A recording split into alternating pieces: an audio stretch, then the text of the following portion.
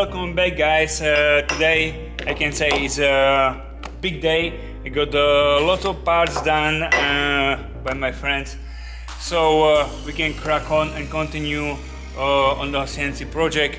I decided to make the plate a little bit longer because I'm going to do the combo CNC, so the gantry will be a little bit wider.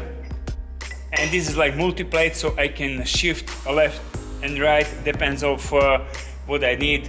If I want to get the standard version, I can use those 4 holes. If I want to get on the middle, I can use those 4 holes, or I can extend it more and I can use those 4 holes, and this still will be able to catch the profile on the top.